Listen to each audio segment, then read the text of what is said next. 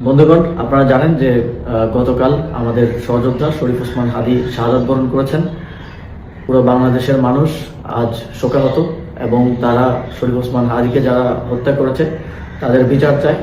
আমরাও এই বিচার চাই এবং আমরা ইতিমধ্যেই দাবি করেছি যত দ্রুত সম্ভব শরীফ ওসমান হাদীকে যারা গুলি করে হত্যা করেছে তাদেরকে বাংলাদেশের কাছে হস্তান্তর করতে হবে এবং তাদের বিচার নিশ্চিত করতে হবে এবং এই ধরনের ঘটনা যেন আর কখনোই না ঘটে সেটা সরকারকে অবশ্যই নিশ্চিত করতে হবে। একই সাথে আমরা দেখেছি আজ সারা দেশে মানুষ ওসমান হাদীর জন্য নেমে এসেছে।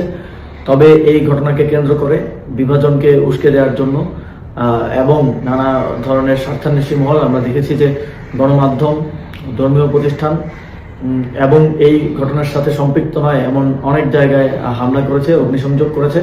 আমরা স্পষ্টভাবেই এর বিরুদ্ধে আমাদের অবস্থান ব্যক্ত করেছি এবং আমরা শঙ্কা করছি যে এই ঘটনাকে এবং এই আন্দোলনকে বিতর্কিত করার জন্য, প্রশ্নবিদ্ধ করার জন্য, জুলাই গণঅভ্যুত্থানকে ব্যর্থ প্রমাণের জন্য আজও বিভিন্ন স্থানে হামলার এবং বিভিন্ন স্থানে ভ্যান্ডালিজম করার এক ধরনের পরিকল্পনা রয়েছে।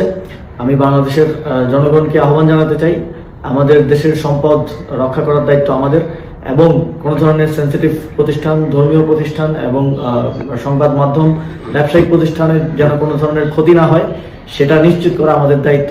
আগামীকাল এ ধরনের সকল প্রতিষ্ঠানকে নিরাপত্তা দেওয়ার জন্য সবাই সতর্ক থাকবেন এবং অবশ্যই সতর্ক থাকবেন যেন আমার প্রতিবাদ মিছিল, ন্যায় বিচার চাওয়ার জন্য যে মিছিল, সেই মিছিলকে কেউ ভিন্ন দিকে ডাইভার্ট করতে না পারে, সেই মিছিল থেকে কেউ কোনো ধরনের অনাকাঙ্ক্ষিত পরিস্থিতি সৃষ্টি করতে না পারে।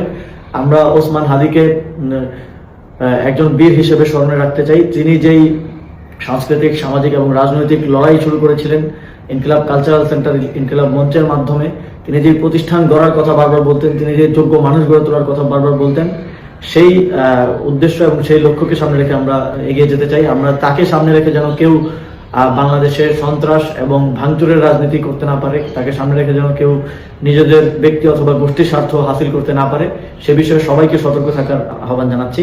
ধন্যবাদ সবাইকে।